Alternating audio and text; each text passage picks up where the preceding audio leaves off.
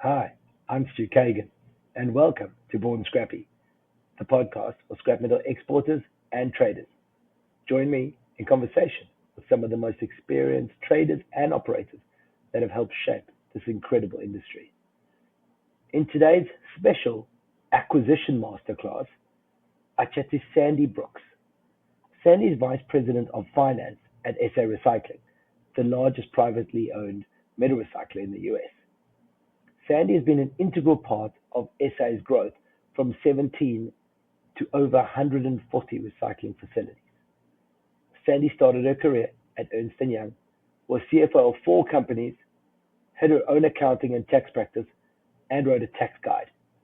She's currently chair of ReMA's Audit Committee on its national board and president of the West Coast chapter. In today's episode, we speak about staging for a sale, factoring tax into a sale, the right time to sell, cleaning up your asset list, and so much more. So let's jump into this masterclass with Sandy. But first, intro.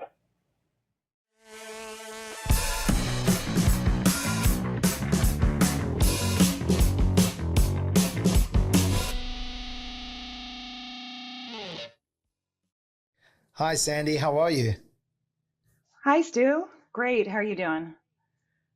Yeah, I'm awesome. I'm really excited. I always say I'm excited for these episodes, but I'm like extremely excited because my masterclass is always my favorite, and this topic's going to be awesome. So thank you for helping me put this together, and I'm looking forward to it.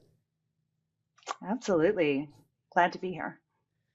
Sand, so today we're doing a masterclass on preparing for acquisitions. It's not necessarily just preparing, but we're talking about acquisitions. This is a super hot topic in the industry. Obviously, you being from SA, you participate in this quite a lot. There are other parties. Padnos just acquired a few yards the other day. Alta's acquiring a few the other day too. There's a lot of movement in the industry. So we're kind of pitching this in a way that for those that have either been approached before or expect they will be at some stage or are going to consider it at some stage, what can they plan for? So before we kick on, tell us how you found yourself in the metal recycling industry. Well, I got into the industry when I started with SA. It's actually 16 years ago. I always am a year off because SA was formed 17 years ago. I started right before the end of the first fiscal year, and I'm such a part of the company. I feel like I have been there from the beginning, but it was just slightly less than that. So 16 years ago, had no clue whatsoever about this industry. Didn't even know it existed, and I started out at Ernst Young, and after that. Had my own practice for a while, but just before starting at SA, I worked for three internet startup companies. So completely different than the scrap metal recycling industry. But I had a recruiter, and I was looking for a new chapter in my life. I was looking for something that would be my permanent home. And so she called me and said, would you consider a consulting position, short-term two-month position? I said, no, I want something real. And she said, oh, I think you'd like this. And she talked me into it. So I went. This was in 2008, kind of the heyday, when there was a lot of activity in our industry, and our corporate offices at the time were at our Anaheim shredder. So I drove up and saw all of these trucks with appliances sticking out of them and, all of the scrap. And I said, what the heck is this? I had no clue whatsoever about this industry. Almost didn't walk in. Very glad I did walk in. And I met with our CFO, Mark Sweetman, and we hit it off. And I said, okay, I can do anything for 2 months. And at the end of the 2-month period, I came in with a suit on one day, and he said, what are you doing? And I said, well, I'm almost done with this. They hired me to do the formation accounting for SA Recycling, and I was almost done with that. And he said, no, we're gonna do a few more acquisitions. I think we need you. And that was kind of the understatement of the century there. And so had I been interviewing for a permanent position, I probably wouldn't have taken it. But after the 2 months, that's all it took for me to fall in love with the industry and the people. And I said yes right away and never looked back. I love that. I mean, you rock up in a suit and people are like, whoa, what's going on here, Sandy? Are you thinking of leaving? We don't. It's like, that's how people know. So you must have an interview today. Exactly. And Sandy, what are you doing on a day-to-day basis? What makes up your daily kind of routine at the moment? Well, I'm VP of Finance, and I am over the financials and our audit, tax, treasury, fixed assets, just about everything related to accounting other than the actual trade accounting. And I have a group of about 35 people now that work in this area. What I really love about working for SA is that it's not just your boring accounting job. You know, I don't come to work every day and do the exact same thing. There's always something new and exciting at SA Recycling. With George at the helm and all of these acquisitions, it keeps things exciting for me. So no doubt there's every day's changing for you, and it's always exciting. And when it comes to acquisitions, do you then go into acquisition mode, or do you oversee a team, or how does that work? Just so we get a bit of background before we start delving into the actual questions and advice tips. Well, we go into acquisition mode, but we've done it so much, we have it down, you know, and we still have to do our day jobs, I guess. We still need to close the month every month. We usually do that within 3 to 4 days. We still have tax returns that need to be filed. You know, we still have to continue doing our day to day, but acquisition mode is important, and that takes priority over a lot of things. For those that don't know, 3 to 4 days of a company of your size, that's pretty impressive. We had 85 yards in Southern Africa, and it would still take probably 8 to 10 at best. That's pretty phenomenal. So yeah, that's awesome. All right. So let's look at it. I'd love to know your experiences on these sort of acquisitions. What's the most surprising thing that you've learned about a seller during an acquisition process that you've been involved in?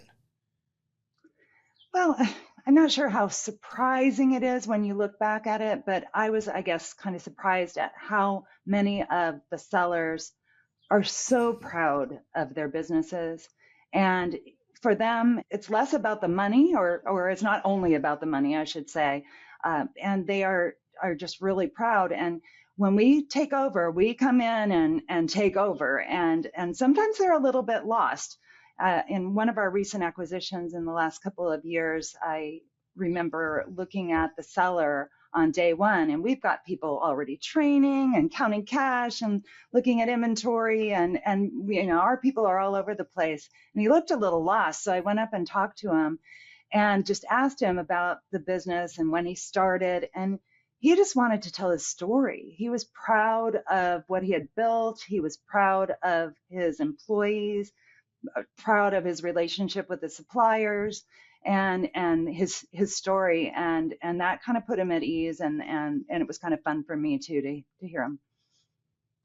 Yeah, there's I guess you often will be buying multi-generational businesses as well. So people are proud. They've been handed it down from their father. They've been on the tools since they were, 14 years old, even younger some of the time. So there's that anxiety, I'm assuming, when looking to even sell a business that's been handed to you by your grandparents or parents. There must be in almost every single acquisition you make. Right. It's true. It is most of our acquisitions. And so let's understand, George is around the country constantly, around the world, I should say, actually. But you're constantly running into different businesses, and somebody made a joke. Well, it's actually, somebody said to me the other day, oh, George was at my yard visiting last week. So I was like, oh, you for sale? So it's just kind of like when George is visiting, I'm sure there's certain things he's evaluating and looking at any time. So what are the key factors that you guys in particular, I guess, are looking at when you're evaluating the potential acquisition target? You know, are there certain metrics you're looking at, whether financial, operational? Are there efficiencies? Are there assets that you're looking for at any time? What are you guys assessing when you're looking at the opportunity? Well, for George, they're just one checkbox. Do they buy and sell scrap? and then he wants to buy them. No, a lot of people joke about him not seeing a scrapyard he didn't want to buy, and so. But really, we do look at strategic assets. If there's a shredder in an area where we have yards, but we don't yet have a shredder, that would be important. We look at the hub and spoke model. And so if it's a shredder or a hub yard with some smaller yards around it, that's attractive to us. If it's an area we want to move into and haven't yet, that's attractive. I don't get involved in the selection at all, but George does. Tyler Adams, our COO, gets involved in that. And I think location's super important. If it's near transportation, a rail line, or barge or ports or things like that, that is sometimes important. Really, the financial metrics don't come into play until after it's been decided we're going to pursue a company, a target company. It's all about kind of, does it fit into the strategy? And then we work out the financials behind it and see how that works. But Sanzin, you will jump into on the finance side, right? So yeah, what could small to medium, even large family-run businesses, what can they focus on financially to make themselves more attractive to a buyer? And what kind of other pitfalls or red flags that you've seen that people haven't adhered to on the finance side? Okay. Well, I think that someone looking to sell should probably give themselves a lot of time to get prepared. It's just like with anything else. If you're selling a home, you want to get it prepared, ready to go to market. And so I'd say a year would be ideal, but at least a few months. And hire advisors. I'm partial to accountants, tax accountants, attorneys, business brokers. Not every company is going to need a business broker, especially in our industry. If sellers been involved in ReMA or knows a lot of the players in the industry, then they may not need a business broker to go out and help them find suitors. But on the other hand, a business broker can kind of package all their strengths together and really make it more desirable. So I think advisors are really good. Don't shortcut there. Some of the things that the advisors can help you with are the legal form of your entity. There are, C corporations or LLCs taxed as C corporations that aren't as desirable for buyers. And other types of businesses are a little bit more desirable. And so the business form is important because if you get an advisor in early enough, they can kind of help with that.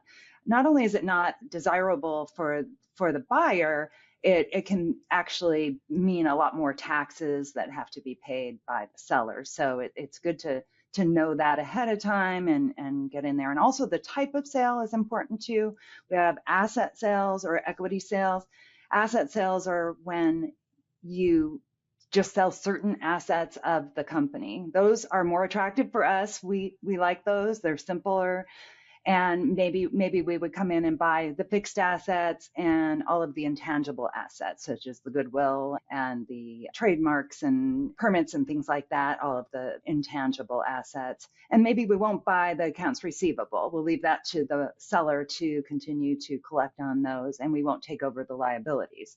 So the other type of sale is an equity sale. So that would be selling shares of a corporation or selling membership interests in an LLC.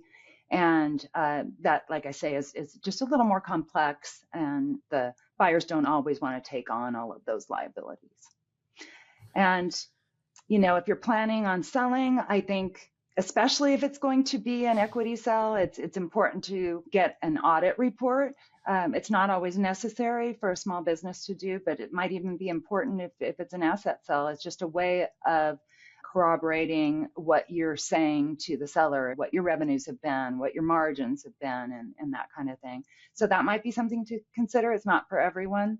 One thing that's, I think, really important, and I'm surprised at how many people don't do this, clean up your asset list. So many times we get an asset list that has ghost assets that haven't been in the yard for a long time. They were scrapped in the scrap pile or something like that, and they've never been taken off the list. So cleaning up the asset list is really important. And if you have a few months to prepare, you can really do that. Make sure you have just a really clean list that has serial numbers and condition and years of purchase and that kind of thing, so that it's helpful for the buyer to know what they're buying.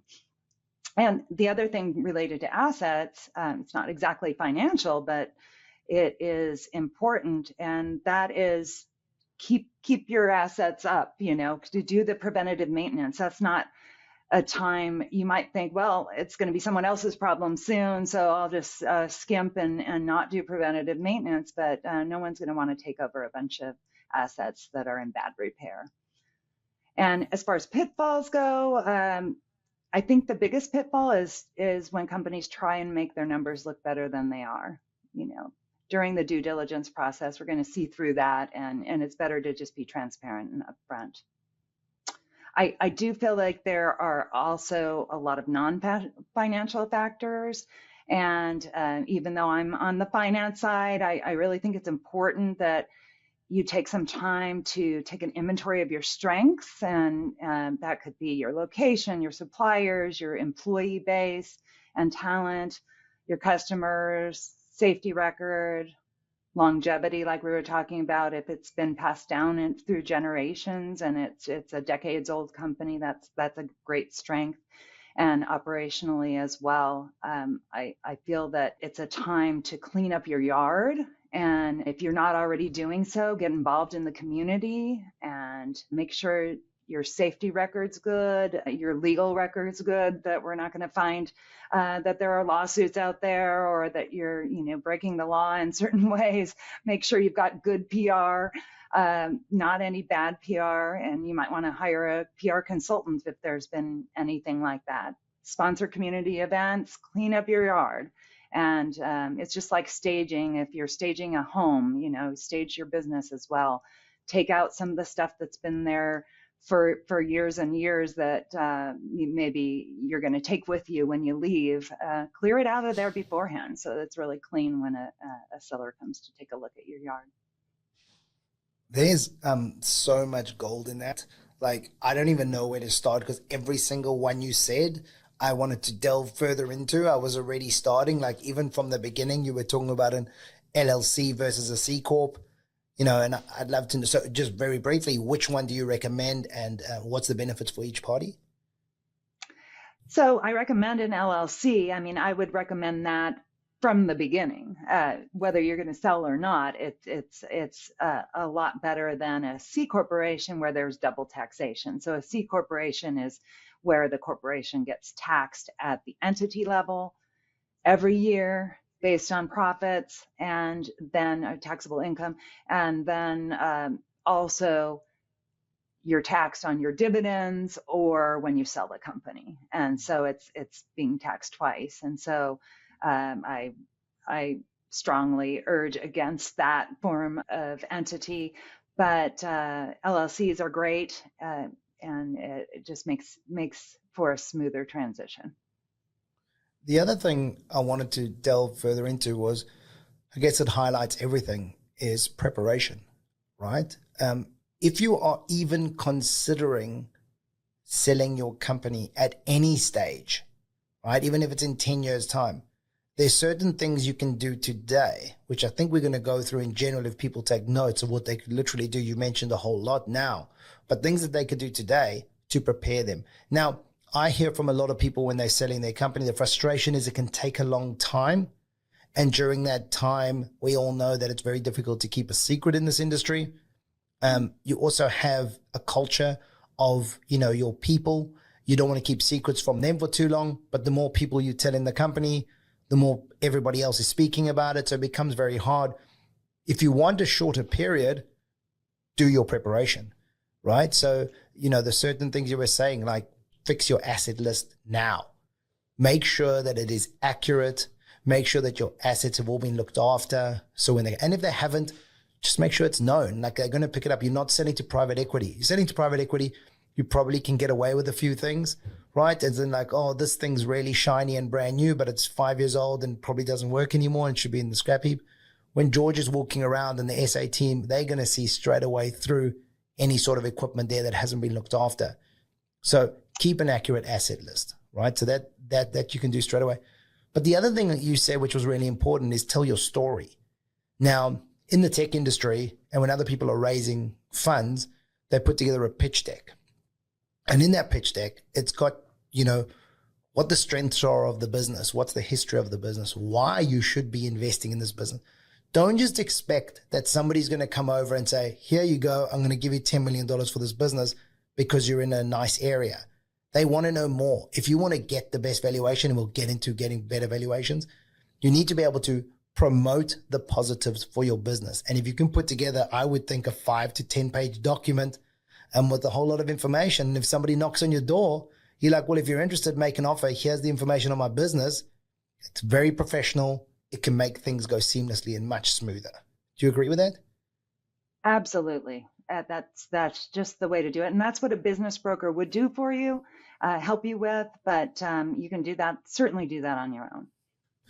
Yeah, and the whole business broker, I see the benefit of a business broker is if you're in a industry where you're not sure who's going to buy you and you're looking for an outside party. In this industry, I think, remember, a business broker takes a commission. So I think that you'd be giving away that percentage of your acquisition price. Really, you want to get huge value. And that value with a broker is normally they bring you buyers that you've never met before or didn't know or couldn't have got to any other way. If you're in the metal recycling industry in the US, you know who the people are that are going to be interested to buy you. If you're looking to sell, put together that little pitch deck. But definitely, there's nothing against bringing in an advisor. So there are people that have sold lots of businesses in lots of industries that you can reach out to, and they will be able to help you put things together. But they shouldn't be necessarily taking a commission of the sale. They should rather be like a consultant who you're paying on an hourly rate and they put together the documents for you. Metal recyclers, to all of us, our strength is not putting together a PDF document of 10 pages to promote our business. That's not what we do. That's not what we were trained to do. So look for outside sources to help you that do that professionally. Be willing to spend a few $1,000, $10,000, whatever it is to do that. It's going to have a massive effect on your actual price at the end of the day. Exactly. And like you were saying, metal recyclers aren't trained to do that, but they are trained to be negotiators, and they have no problem picking up the phone and calling the right people. So I agree with you on that. Most aren't going to need a broker. Mm-hmm. Yeah, and like I say, it's not a waste of money either if you're doing something like that and you're considering maybe selling in the future. Remember, if it's telling your story, that story is going to be the same in 5 years' time if you do then get a knock on the door. So it's worth just investing in that early on, getting some advice from people that know of what you can put together, what your strengths are, what you should maybe highlight, and don't hide away from things that you shouldn't highlight, right? I think you said quite clearly that when the due diligence is being done, right? So just so we understand where that fits in. So an offer will be made, or you've approached or been approached. You're looking to sell your company. You agree on a number and the basic information. Then the due diligence starts. And that's due diligence is a DD. I also call it a deep dive. That really is where people get stuck into your business. They're going to be spending time in the business. They're going to spend time in the numbers. They might speak to a few of your people. They might spend time with your yard. They might speak to some of your buyers, accountants, external partners, whatever they could be. They're looking for any reason to find out that your numbers are accurate or your information that you've given is accurate. Don't let them find out that you lied about that piece of equipment that you said was 2 years old and it's actually 25 years old, or that you have a maintenance program and you actually don't, and you made up something very quickly and the guys in the yard have never heard of such a thing. Right. That is immediately going to erode value in your acquisition price. Yes, absolutely. And usually, just to kind of go back, when you were talking about the process, usually once a price is agreed to, then there's a letter of intent. And it's after that point in time where the due diligence comes in. Oh, yeah, 100%. So let's talk about valuations then. Like, I believe if you put your best foot forward, you're prepared, you are professional, everything's accurate, I believe there is, and it might be a tiny percentage, but there's more of a chance for you to negotiate a better price than if there are constantly mistakes in this or your accounting isn't right. So if you're looking to sell, you should really be making sure that everything is accurate. But where is it that you see, or is it that you see people can get a better acquisition? What are the other tips that you've seen for people to get full value for their business? Well, I don't actually usually get too involved. I get involved after the fact. Once that letter of intent is signed, that's when I get involved. So I don't get involved too much in the negotiation. That's usually George or Tyler Adams as well. But, there are a lot of different factors that go into that. And sometimes it's like multiples of EBITDA and things like that. EBITDA is earnings before interest, taxes, depreciation, and amortization, and that's standard. In other industries, probably more so than in our industry, but that's kind of a starting point. And I think all of the things that we were talking about before, as far as the preparation, that's going to help you make your case for a higher valuation, and that will help you have some negotiating points. Yeah, I think it's important people consider how sales are being valued in the industry. In our industry, it's not got to do with revenue at all. So just make sure you know that what is the basis for evaluation before you're thinking, well, I'm going to sell my business. This is a great idea. And you're working on a 5 times revenue model or a 10 times EBITDA model or something like that, and you're not accurate at all. It can sway you. And then all of a sudden you go through this process. And then when you do get an offer made, it's like a quarter or 10% of what you thought you could sell your business for. You've wasted all your time. Do the homework early on to understand what a realistic valuation will be for your business.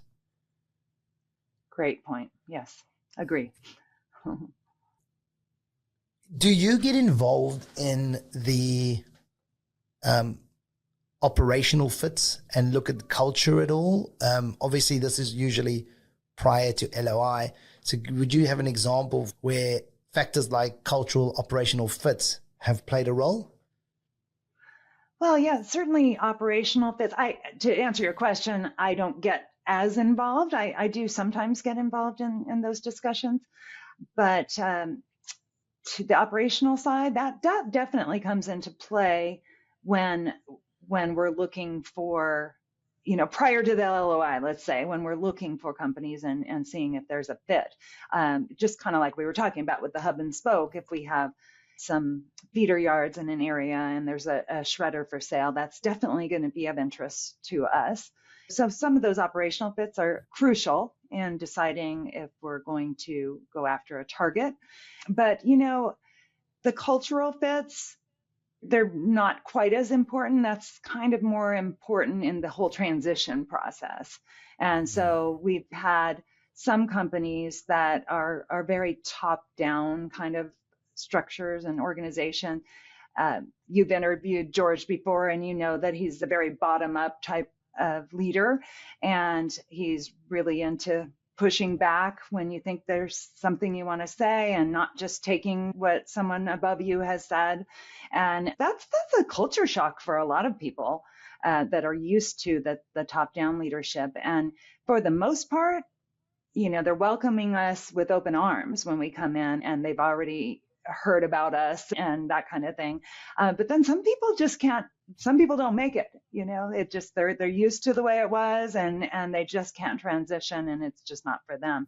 So it's during our transition that really comes into play. I don't think that would necessarily make or break a decision to move forward with an acquisition, because we feel pretty confident that we can come in and use our processes and procedures and that kind of thing. We're always open to suggestions, and that goes again to the pushback and that kind of thing. And we've taken on some of our acquirees' methods when it's something we had never even heard of, and they say, "Oh, we do it like this for this reason," and we're going, "Wow, that's pretty cool." And we might just continue to keep that at that particular yard or group of yards, or we might even take it and put those new policies and procedures in across the board. So we're always open to new ways, but we do usually come in and say, okay, this is how we do things at SA, and that's all after the fact. That's not during the selection process. So the cultural fit issue usually would come from, like, I would assume, the senior managers at a company that you acquire. I'm actually thinking of myself, a fly in the room, a staff meeting, a management meeting, or a team meeting, and you guys have stepped in, and the guy who normally leads this company says, all right, meeting over, everybody go to work. And George or his team go, well, no, what have you guys got to say about it? And the manager turn around and going, like, no, they don't get to speak.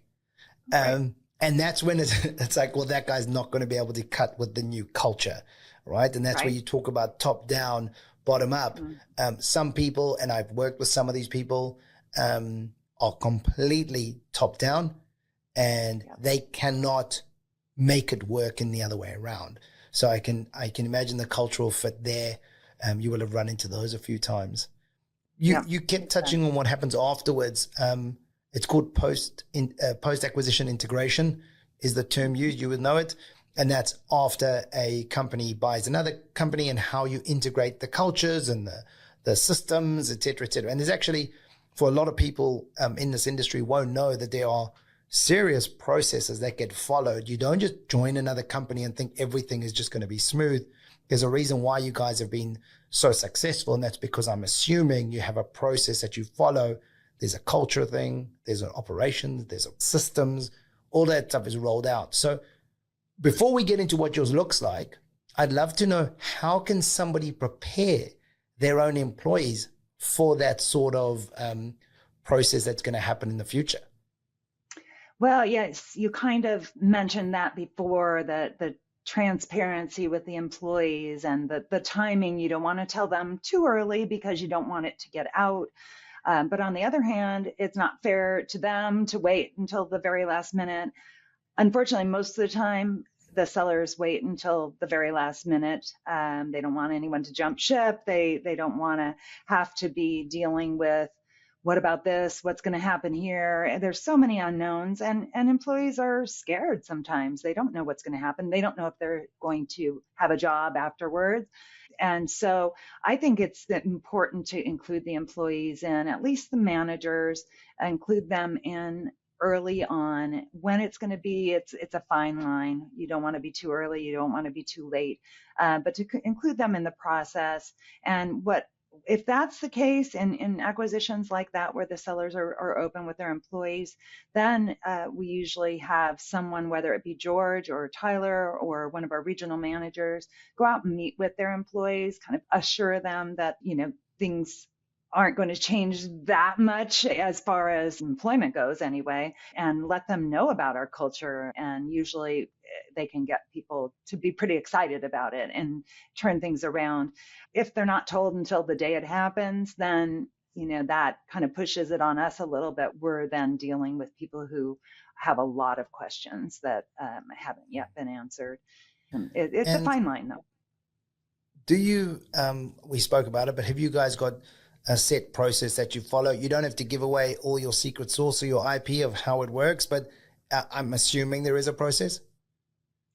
There is, and a lot of people are surprised to hear that we go in day one and they're immediately on all of our systems. So our scale processing system, usually we close on a Friday, and our IT people are in all weekend getting everything switched over, and we have a group of trainers that are ready to help them on day one.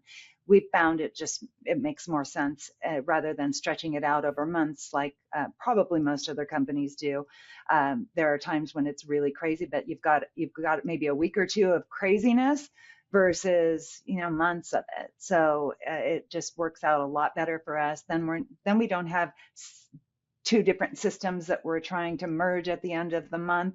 We wouldn't be able to meet our 3 to 4 day turnaround on our financial statements if we had to have multiple systems like that. So we put them on our main systems and train them right away. We usually have trainers from the finance department as well as from operations. So we'll have a GM from California, if we're acquiring a company in Texas, fly out, and then we'll have an office manager maybe from Alabama that'll come in, and they'll help each of the yards that we're acquiring with the process. So not only are they training, but it provides them with someone to call in weeks 3 and 4 when the trainers go back to their own yards. And sometimes there are just permanent mentor-mentee relationships built through that whole process. But Yeah, we've done it so much, we do have it down to a science. No, that's brilliant. It takes a lot to be able to cut something off on Friday and start on a Monday. It takes a lot of confidence in your people, in your systems, in the process of training people. You've done it a lot, so you're able to build that muscle and be better at it and build the confidence at the same time. I can only imagine the first time that decision was made, people would have been freaking out. It's like, what is this month going to look like? And, we're going to have to run 2 systems at the same time the first few times, which now everybody's double tenanting. So they're all using their old system and the new system. Like, that must have been a nightmare. It's easy to look back in hindsight and go, yeah, well, this is how we do it now. It just makes sense. But somebody had to make that decision. Yes. But like most things, that decision, as well as the actual decision to do it straight away, the quicker you tear off that Band-Aid and jump into a new system, the better it's going to be. Like you say, within that month, they're all trained. They're ready to go. At the end of that month, like, you can pretty much move back and become the mentor-mentee situation, because they're in the deep end, right? And that's the best way to learn to swim. It's with most tech platforms, it's very similar. If you get totally into it, you'll learn it very quickly. If you're dabbling in it and thinking you're going to try this or try that, you never actually learn the system, and the system doesn't take off. So yeah, I think it's a great policy point. step. And not to say that there aren't hiccups that come up. I mean, every acquisition's different, and there's always the unexpected. I try and be at most of them, and I don't have a specific training role or anything. I'm just there to help wherever needed and to be someone who can make a quick decision if something comes up, and it always comes up. But sometimes I have to, I've cashiered before. I've, what else have I done? I have driven to the gas station to fill up the trucks because the fuel cards have been canceled, and just gotten people lunch a lot of times just because the trainers are so busy, and I'll just do whatever it takes during that first week. I now want to sell my company to SA. I don't even have a scrapyard anymore, but I'm like, this sounds like fun. I want to see Sandy doing the cashier and getting some fuel, and George coming to meet with the team, and just the full team. I think it'll be full on, really busy and really stressful, but I think it'll bring together a team as well. I think the culture must be really positive when, somebody like George pops in, and it's like, well, we're just a small yard, but he's come in, and the team, like you say, maybe the California general manager or wherever it is, has come in. You realize that they take you seriously, and we're all on the same journey. We want the same things. Otherwise, these senior managers wouldn't arrive. And I've seen acquisitions go where you get left in the dark. You buy a business, and that business must just run. Here's our new system. Use our new ERP system and just run. Phone us if you've got a problem. Like, that does happen. For those of you who are listening that don't know that is actually probably way more common than what you're listening to from Sandy right now. Yeah. So yeah, I love it. And that's probably why your process works so well. But this is all really positive, and now I'm selling my scrapyards to you. But what makes a deal fall through though? And how can the sellers avoid this situation? So at SA, not too many deals fall through. Once we've decided we want to buy a company, then it usually goes through. The only thing that would really stop it is not coming to an agreement on valuation. That's really the main thing that becomes a barrier for us.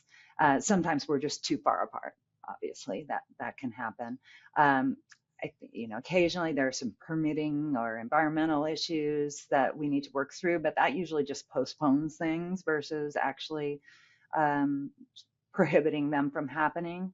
And so other than that, most other terms are negotiated, and sometimes it seems like there's a roadblock, and usually all of the parties can get creative and make something happen. So, my team ends up being kind of the cleanup crew for the various ways we structure things and make sure that we get them accounted properly for both GAAP and taxes and that kind of thing. But we can usually almost always make it work. That's another thing too that I would say to anyone considering a sale out there. There might be some terms that are important to you, and it's good to negotiate those into the agreement if you have them. The funniest one that we've had was a seller several years ago that wanted to put and did put in the asset purchase agreement that we will continue to feed the yard cats. He had tons of cats and he was very into the cats and wanted to make sure that they would be okay. And it's actually in our agreement. We're legally bound to continue feeding them. And to this day we do. That's amazing. And that's really a good point. Like if it's important to you, get it in the letter of intent, make sure you've negotiated it up front. And then what's good to hear is that most of these sales, almost all of them, are concluded. A lot of industries, there's a letter of intent. The buyer usually looks for problems in the due diligence. They try to renegotiate the whole thing, and they can often fall through. It's nice to hear that in the industry here, most of these sales carry on and they do go through. So as long as you haven't done something stupid and like made up numbers and then you still want the valuation or whatever it is, you should be sweet. Right. Mm-hmm. What's some common misconceptions you might have seen from the people that you've bought the businesses from with regard to the acquisition process? I think the biggest thing that comes out, the thing that comes up most often is on the purchase price allocation. So, you have a valuation, you have a purchase price you've agreed to, but then we need to go in and divide it up between the various assets, the fixed assets, the land, if we're buying land, goodwill, that kind of thing. And that makes a difference. And I think people are surprised that we have to follow some rules for that. We're required to come up with a fair market value for each of these, and that's what we record. We're required by the IRS to do that. So we can't just come up with a number just because it's going to be better from a tax perspective for our seller. And I think that they think that, and so we do have to come to an agreement. But the agreement has to be something that we can justify as fair market value for each of those assets. So that does come up a lot. And I also think that some sellers are surprised that they are going to have a tax liability or such a huge tax liability. A lot of these companies were built on a shoestring, and then they're selling for millions of dollars, and they need to, then that's where the advisors come in. If you have your accountants and your attorneys, they're going to let you know what to expect. There's going to be a tax consequence. We've even had a few that expect us to pay half of their taxes in the end. And so I think that's a common misconception, that it would be helpful for sellers to know that they're going to have a tax liability, and they just need to factor that into the equation. So I just want to ask, I want to double click briefly onto this tax situation. Are we talking, from my understanding, that goodwill, you have to pay CGT, capital gains tax? Is that where mainly the issue is? Obviously, the assets, they don't have that tax bill, so they're wanting you to push through as much as possible on the assets, nothing on the goodwill. You obviously correctly have to allocate funds to the right places. You can't make an asset which was bought brand new 10 years ago at the same as brand new value. It has to be depreciated, and you have to accrue that and show that in the books. You can't then push everything in. Is that what we're talking about here? And then people are not expecting that tax on the goodwill, and they're going, well, no, hold on. It's not all goodwill. It's all that equipment. Right. Yeah, that is what I'm talking about. And, the tax law in recent years has made it so there's not as much of a disparity between the two. But that can change at any time, of course, here, and probably will in the coming years. But yeah, that's exactly what I'm talking about. Yeah, capital gains versus regular income tax. Mm-hmm. Some people aren't even aware that there's going to be a tax at all, so that's surprising to me. Yeah, so I think that's a great place that people can reach out to an advisor, reach out to an accountant, reach out to somebody and say, hey, I'm considering selling my business. Be aware that there will be tax up front. So don't think yourself you're getting this is my sales price. That's how much I'm putting in my pocket, and start, paying off your house, buying new houses, holiday houses, maybe private jets, whatever you think you're going to do with that money. Just realize there'll be tax on it. And a lot of people, I can imagine, would get frustrated if they didn't know they were paying tax, and all of a sudden, there's a whole lot that's taken out of that acquisition price. Yes. What would you say, and this is also, not necessarily on the post-LOI situation, but when does a seller know it's the right time to sell? I mean, if anybody's listening and they're like, I'm not really sure, you have these conversations with people afterwards, which is why I think it's quite nice context to come from you. When do you think people should go, yep, it's probably the right time, or no, I'm still, this is not the right time? Yeah, well, it's obviously highly subjective and personal. Like we've talked about, the industry is made up of a lot of family businesses. And so if the next generation has no interest whatsoever in the business, then obviously that's a time to think about selling. But, there are times when, if the company's doing really well, that would be a great time to sell, because then you can get more for it. But then the opposite is sometimes true if the company's not doing too well. Maybe there's some lost months, maybe the debt's been growing. Maybe that's a good time to sell, because a lot of times the sellers will be able to realize economies of scale and synergies, so that they can make it work even when you weren't able to make it work. So it really can be either end of the spectrum and anywhere in between. One thing I want to throw in here, and this is very much a personal thing, I'm an extremely passionate person. I like to do something that I absolutely love. So for me, I'm thinking to myself, if I don't go into my yard every day with that sort of drive and passion that I see in George, then I should look to be getting out and doing something that I'm going to enjoy. Our lives are short.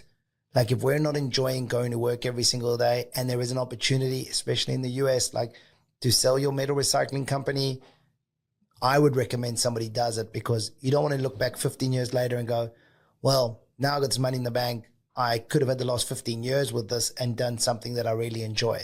So I would just throw that in there. And I know that's probably a personal thing. Mm-hmm. Yeah, that's a great point. Yes.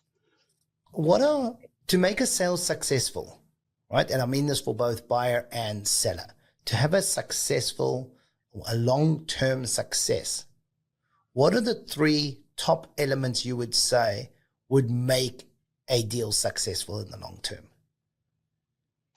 Well, kind of touched upon a few of these things, but a full understanding of the agreement. And that's where advisors can come in and help you, or just make sure that you completely understand the terms of the agreement, the ramifications, like the taxes we talked about just now. And so as long as both parties have a full and complete understanding of what the agreement is, that's key.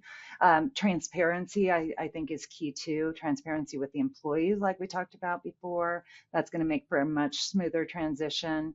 And then help with the transition is important. A lot of times the sellers will just, walk away, but it's helpful, especially if you're proud of your business. You want to see it continue to flourish, and introductions to key suppliers and help with the employee transition. Just being around and available for questions and that kind of thing, I think, is important. If you look at the first one you spoke about, kind of understanding what you're in for. What I think about is managing expectations. If you manage expectations for both parties, there should be no love lost at the end. So if constantly you're aware this is what is required from you, and they're aware that this is what actually is going on in the business, if everybody has managed everybody's expectations along the way, you should have a very happy ending, because as a seller, you've got the money that you agreed on. You've got the opportunity to walk away in the process you agreed on, right? In the manner that you've agreed on, whether it's staying on for a short period or walking away or whatever it might be. And as a buyer, if they've got all the details were accurate, they don't come in there and there's a whole bunch of skeletons that they weren't aware of, then immediately it's a happy ending and everybody can go and have a drink when they see each other at the country club. But if they're gonna be skeletons, or you don't get the money that you expect, or whatever it is, but even for yourself, right? So it's like, I'm expecting to receive this amount for it. If I haven't done my homework and realize there's going to be tax, I'm going to get frustrated and go, oh, I should have asked that. They ripped me off and I should have got more because this is all I got. Just understand the situation you're in. Understand it well. Slow down. Like if somebody's negotiating with you, stop them. Say, I'm not sure exactly how that works. Can you please explain to me what you mean by capital gains tax? Or can you explain to me what you mean by assets versus goodwill, right? Take some time, use ChatGPT if you need to, get as much information. You can make them be your lawyer and get as much information as you can, but managing those expectations will make for a very, very happy exit. Yes, agree 100%. Now, personally, for you, where do you think this industry, and this is not, you're not representing SA now, where do you think this industry is heading in the next 5 to 10 years with this current trend of consolidation? And this is purely Sandy's opinion on this. Well, I think it's going to continue. I've had friends recently in multi-generational businesses that have sold their businesses, even though they were very involved. I was talking about before that that's a time to sell if the next generation doesn't want to get involved. But I'm seeing sales even when the generations are involved. So I think it's going to continue. And in many industries, consolidation means shutting down operations. And because of the uniqueness of our industry, where we need to be close to the scrap, that's not going to happen. I mean, we're not shutting down operations. We're buying the companies in order to have those operations. So it's a little bit different. And so you're not going to see that type of consolidation that you'd see like in other industries. And there are a lot of small businesses out there, single yard businesses in our industry, and they're going to remain. I mean, some of them are going to sell, but some of them are not going to sell. Some of them enjoy what they do. They wake up and they're excited about going, like you were saying, and their kids do too. And it's going to continue because it's not for everyone to sell. And so I think that we're still going to see a lot of individual operations out there, but more consolidation as well. And in all the time that you've been doing this, what's the most challenging decision that you've had to make when you're overseeing these acquisitions? Well, I think it kind of goes back to taxes. I keep going back to taxes, but it was a particular situation. It was kind of a more complicated structure in an acquisition where it was kind of done in stages. And the sellers were basically given bad tax advice. And it was from a mid-tier accounting firm. So there were times in the process where I doubted myself, but I stuck to my guns. I felt like I was right in how we were supposed to be handling this. And they felt we were cheating them. And we were going back and forth and back and forth. And I remember it was, I was actually in the car, had my mother-in-law, had a car full of people. We were on our way up to Santa Barbara for my son's wedding. And I was getting the calls from this seller and basically saying that he thought we were cheating them. And so I finally pulled over. I said, okay, you guys all have lunch. I'm going to talk through this. And we continued to go back and forth with it. Finally got on the phone with their accountants, and their accountants conceded that they had made a mistake and hadn't given them the proper advice. And so then we got back on the road, and I got a call from George, and I said, George, I'm on my way up for my son's wedding. And he said, I know. I just wanted to say thank you for continuing to stick with it and for continuing to discuss with them. They're happy with us now. They're not so happy with their accounting firm, but sure. It was a difficult time because, you don't want anyone to think that you're cheating them. And that was the worst feeling, I think, that he had and I was having too at the same time. In hindsight, fantastic. During the period, must have been extremely challenging. You have to back yourself against, like you say, a mid-tier accounting firm. They've got multiple partners, multiple people they can speak to at any time. It's you and a few others that are kind of making this call and having to stick to it. So a lot of people here, when we talk about in general on Born Scrappy, trading situations that were difficult or making a certain decision that was hard, and we tell the story just like, well, this is how it went. And then when they're going through their own issues, they're going, oh, well, this is much harder. But they don't realize what the story you just told would have been intense, like very much so. But now when you look back, it's like, well, it was a great learning experience. It was an awesome experience to have gone through for myself, but very difficult at the time. Right. Exactly. Yeah. And I just want people to understand that when they're going through hard times, that we've all been through hard times and it will get easier. You've got to keep moving forward. Otherwise you don't get anywhere, and you don't learn if you don't go through hard times. So it's a positive thing. Yeah. This has been awesome. I've got one or two questions I want to end with quickly, the normal way. So although it's a masterclass, I still want to know from you, Sands, who do you want to hear next on Born Scrappy? So I know that you've had George on at least once, maybe a couple of times. And I think it'd be nice to have one of his sons on, probably Tyler Adams as our COO. He's doing a fantastic job, and I think that he would make for a good podcast. Awesome. I'll reach out to Tyler. I think that's a great idea. Then Quickfire, last few questions, getting to know you a bit personally. We now know everything about you on the work side. What's your favorite TV series or movie?